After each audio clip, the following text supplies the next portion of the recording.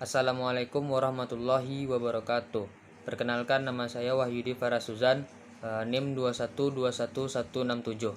Sini saya akan membahas makalah pertama, etika, moral, dan akhlak. Etika adalah suatu ajaran yang berbicara tentang baik atau buruknya seseorang yang memiliki hubungan ini dengan Tuhan, sesama manusia, dan alam. Selanjutnya yang kedua itu adalah moral. Moral dari segi bahasa yaitu kebiasaan. Dari segi istilahnya yaitu penentuan baik atau buruknya perbuatan dan kelakuan. Dari segi perbedaan moral dan etika ini, moral adalah dari perbedaannya, moral ini yang dipakai untuk perbuatan yang sedang dinilai. Sedangkan etika yaitu yang dipakai untuk sistem nilai yang sudah ada. Selanjutnya pengertian dari akhlak. Akhlak adalah suatu jiwa yang tertanam oleh diri seseorang yang melakukan perbuatan tanpa pemikiran dan pertimbangan. Selanjutnya makalah kedua, dasar-dasar akhlak. Yang pertama, akhlak. Dalam ajaran Islam, dasar-dasar akhlak ini yaitu Al-Quran dan Sunnah Nabi. Baik atau buruknya akhlak dalam Islam ini yaitu dari kedua sumber itu. Prinsip-prinsip akhlak dalam Islam ditentukan oleh iman yang dimiliki setiap orang mukmin.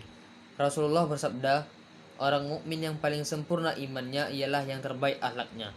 Sesungguhnya Nabi itu diutus ke muka bumi ini untuk menyempurnakan akhlak manusia. Selanjutnya dasar Al-Quran yang menduduki tempat yang paling depan sebagai sumber pendidikan Islam yang berorientasi kepada prinsip dan nilai-nilai yang ada di dalam Al-Quran. Dan itu juga Al-Quran ini dijadikan sebagai sumber pendidikan Islam yang pertama dan paling utama sekali yang bisa dijadikan pedoman atau petunjuk hidup bagi manusia. Selanjutnya yang ketiga, hadis. Sumber ketentuan kedua setelah Al-Quran yang merupakan penguat dan penjelas dari berbagai persoalan, baik itu yang ada dalam Al-Quran maupun yang ada di kehidupan kaum muslimin yang disampaikan oleh Nabi, yang disampaikan atau dipraktekkan oleh Nabi. Selanjutnya yang keempat, dasar atsar. Atsar ini mempunyai arti atau makna yang sama dengan khabar atau hadis, yaitu segala sesuatu yang datang dari Nabi, baik itu dari perkataan, perbuatan, dan ketetapan dari Nabi. Selanjutnya makalah yang ketiga, memahami urgensi akhlak dalam kehidupan sehari-hari. Akhlak ini bertujuan untuk menciptakan manusia sebagai makhluk yang paling tinggi dan sempurna, dan juga bisa mengetahui perangai baik atau buruknya perilaku manusia, baik itu dari perbuatan maupun perkataan. Dan juga Allah itu mengutus Nabi ke muka bumi ini untuk menyempurnakan akhlak manusia. Terus selanjutnya itu Ibnu Rushd mengungkapkan dalam syairnya, bangsa-bangsa itu tegak dan jaya jika masih ada akhlaknya.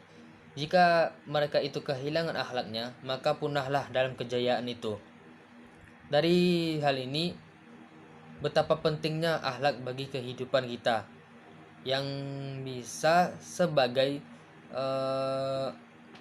bentuk dalam membina akhlak yang islami dan berkarakter dalam kehidupan kita sehari-hari. Selanjutnya makalah yang keempat, hubungan akidah, akhlak, dan ibadah. Yang pertama dari akidah, yaitu suatu keyakinan hidup yang dimiliki oleh manusia sebagai pedoman hidup untuk mengarahkan tujuan hidupnya. Selanjutnya ibadah, yaitu dari segi bahasa merendahkan diri, dari segi istilahnya yaitu taat kepada Allah untuk melaksanakan perintahnya melalui lisan para rasulnya. Selanjutnya akhlak.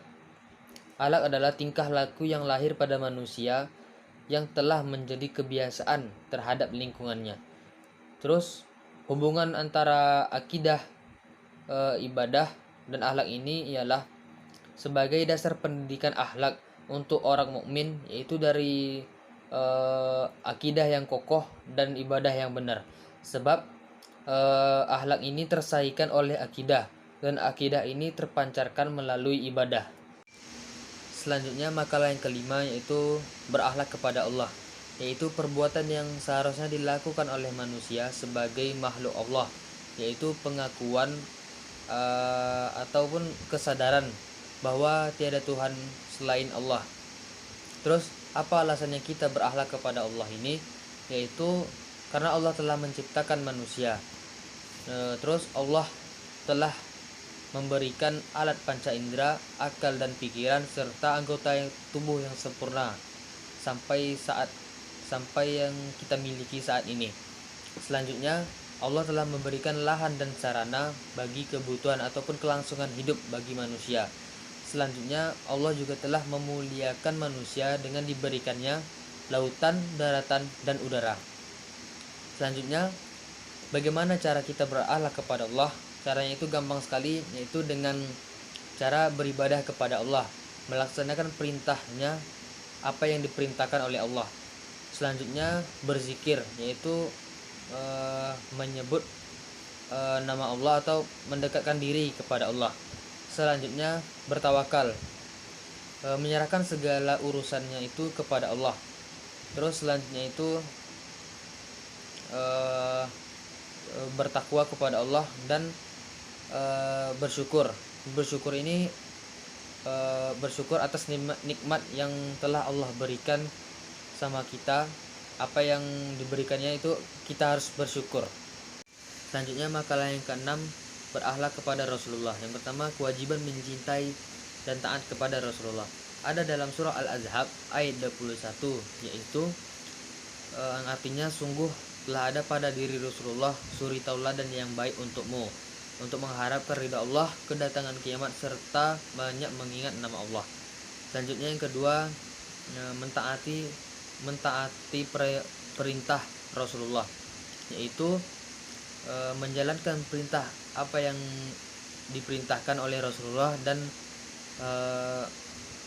dan jauhi larangan apa yang dilarang oleh Rasulullah.